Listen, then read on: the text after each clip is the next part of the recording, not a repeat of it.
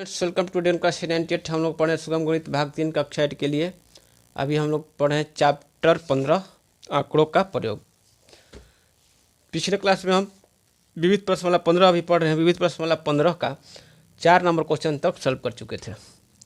अब 5वां से आगे पढ़ते हैं इसको। तो 5वां क्वेश्चन है कि किसी परीक्षा में एक विद्यार्थी के विभिन्न विषयों के प्राप्तांक निम्न रूप है। कोई विद्यार्थी है, उसको किसी परीक्षा में उसको सभी की भिन्न भिन्न विषयों में प्राप्तांक जो प्राप्त हुआ है उसका निम्न रूप है दिया हुआ है। तो इन आंकड़ों के लिए एक वृत्त आलेख पाई चार्ट खींचना है। तो चलिए खींच लेते हैं इसका पाई चार्ट। तो ये आपका है 5वां क्वेश्चन। तो सबसे पहले क्या करते हैं, कुल पहले निकाल लेते हैं। कुल कितना हो जाएगा, कुल मान कितना हो जाएगा, यहाँ पर जोड़ लीजिए। 5 2 7, 7 3 10 का 0 हाथ में लगल 1, 7 3 10 के 0 हाथ में लगल 1, 6 1 7, 7 7 14, 14 9 23, 23 5 28, 28 8 36। तो कुल हो गया, कुल मान 360 हो गया। तो अब इसके लिए पहले वृत्त आलेख के लिए केंद्रीय कोण की गणना करते हैं। तो वृत्त आलेख के लिए पहले केंद्रीय कोण की गणना कर ले रहे हैं। तो देखिए, केंद्रीय कोण की गणना के लिए एक टेबल बनाएंगे। इस तरह से विषय लिखेंगे, जो भी मत दिया हुआ है विषय और प्राप्तांक, विषय और प्राप्तांक हो गया। इसके बाद केंद्रीय कोण बराबर होता है आंकड़ों के समूह का मान बटा आंकड़ों के कुल मान गुना में 360 डिग्री, क्योंकि जो वृत्त का जो है पूरा कोण जो होता है वो 360 का ही होता है। तो अंग्रेजी का प्राप्तांक कितना है, 80 है। इसका केंद्रीय कोण ज्ञात करेंगे तो 80 बटा में आंकड़ों का कुल मान कितना है, 360 ही आ गया है, और गुना में 360 करेंगे तो कुछ तो कट जाएगा, 80 डिग्री हो जाएगा। इसी तरह सबका जो है वो केंद्रीय कोण वही है सब प्राप्तांक।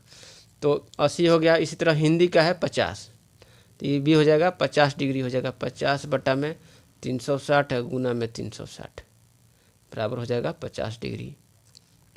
गणित में 93 आया है, तो 93 का केंद्रीय कोण हो जाएगा 93 गुना में 360 बटा में 360, ये हो जाएगा 93 डिग्री। और विज्ञान में कितना है, 75, तो 75 हो गया आंकड़ा का मान, और कुल मान है 360 और गुना में होता है 360 डिग्री, ये कट जाएगा, ये हो जाएगा 75 डिग्री। और सामाजिक शिक्षा है 62, तो 62 बटा में कुल मान गुना में 360, तो ये आपका ख़त्म हो गया, तो ये हो जाएगा 62 डिग्री। तो इस तरह से हम केंद्रीय कोण ज्ञात कर लिए। अब केंद्रीय कोण ज्ञात कर लिए, सब वही है, 360 जोड़ने पर ही 360 ही आएगा। तो अब इसके लिए हम वृत्त आलेख खींच लेते हैं। तो वृत्त आलेख खींचने के लिए हमको क्या है, एक जो है यहाँ से एक वृत्त खींच लेंगे, ठीक है। यहाँ से वृत्त खींच लेते हैं, ये वृत्त खींच लिए।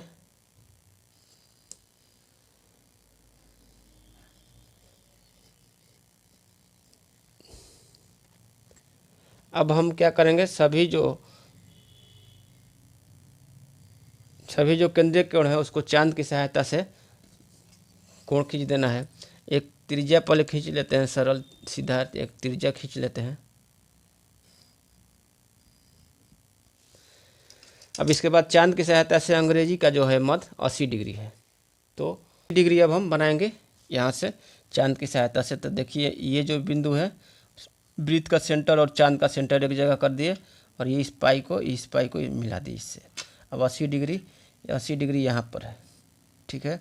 तो 80 डिग्री हम खींच लेंगे, यहाँ इस सेंटर पर रखेंगे और इसको मिलाएंगे और त्रिज्या भर जो है 80 डिग्री खींच लेंगे।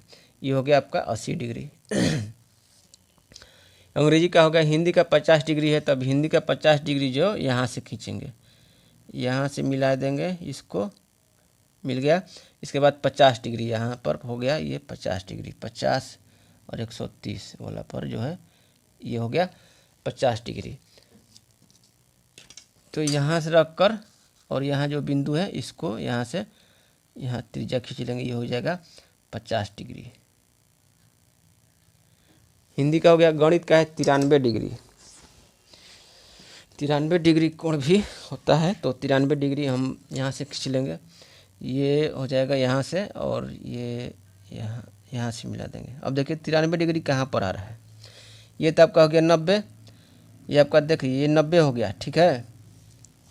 ये जो पॉइंट हो गया 90, अब गिन लेंगे 1 2 3, तो ये हो गया 93 डिग्री हो गया ये कोण। यहाँ से यहाँ तक मिला देंगे, ये हो जाएगा 93। चलिए ये हो गया 93 डिग्री। अब कितना है, विज्ञान का है 75 डिग्री, तब इस रेखा पर से इस रेखा पर से 75 डिग्री मिलाएंगे, ये हो गया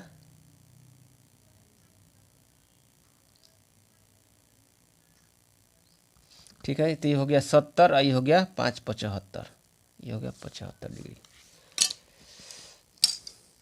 इसको मिला देना है इससे,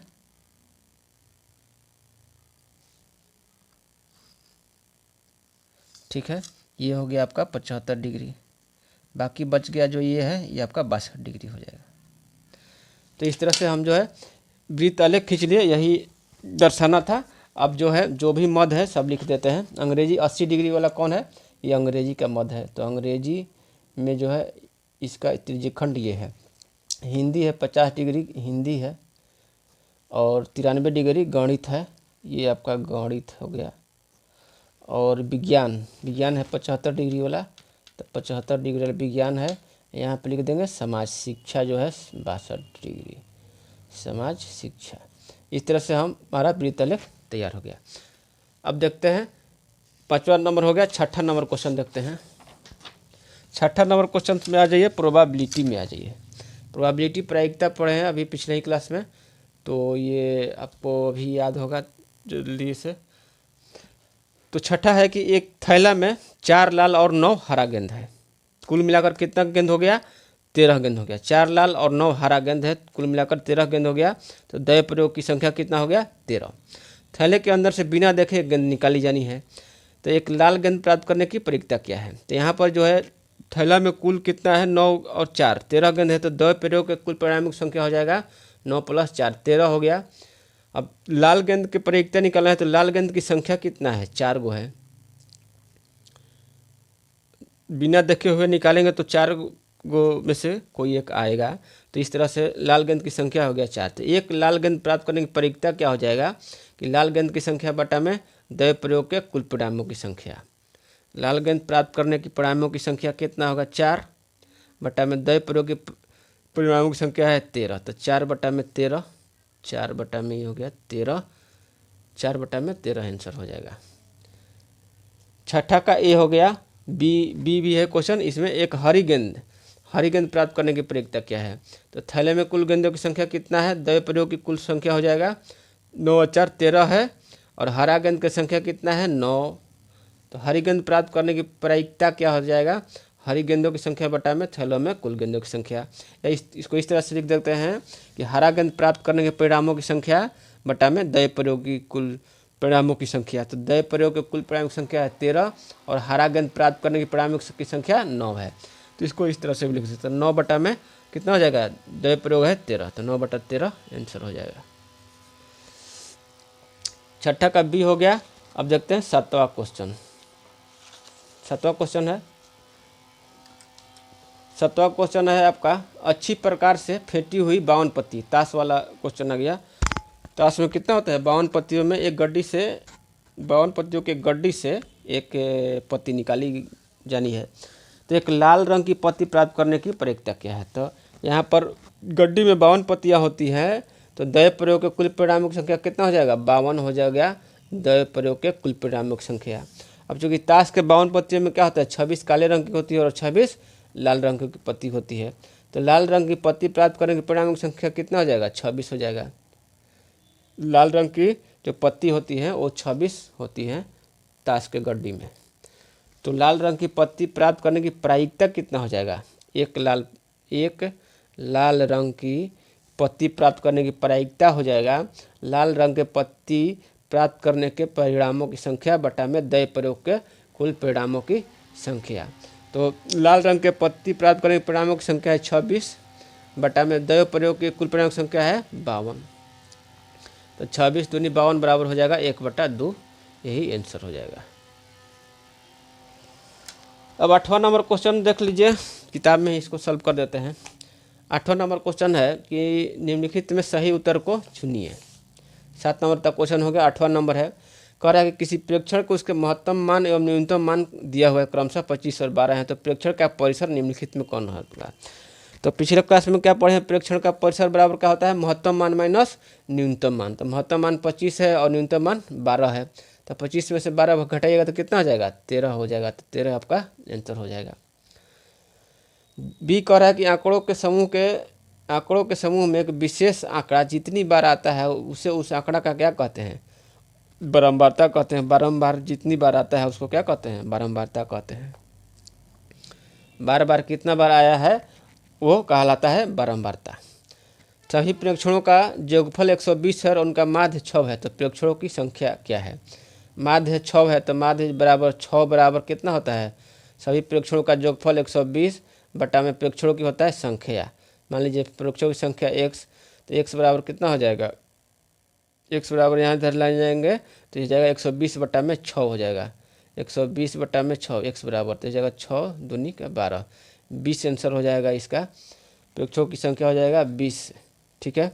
डी नंबर क्वेश्चन कह रहा है कि एक वृत्त आलेख में प्रत्येक त्रिज्य खंड के आकार का संगत आंकड़ों के परिणाम के साथ क्या होता है।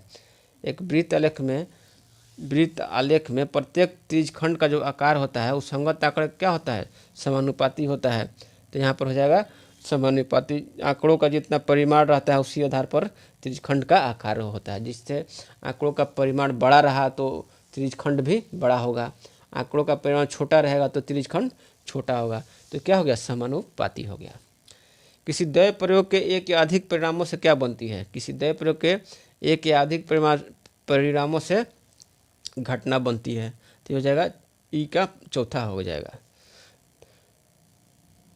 तो इस तरह से हम लोग जो है विविध प्रश्नमाला 15 सॉल्व कर लिए सभी क्वेश्चन। तो अगले क्लास में हम लास्ट चैप्टर शुरू करेंगे आलेख। ठीक है, आलेख के बारे में पढ़ेंगे। तब तक के लिए धन्यवाद।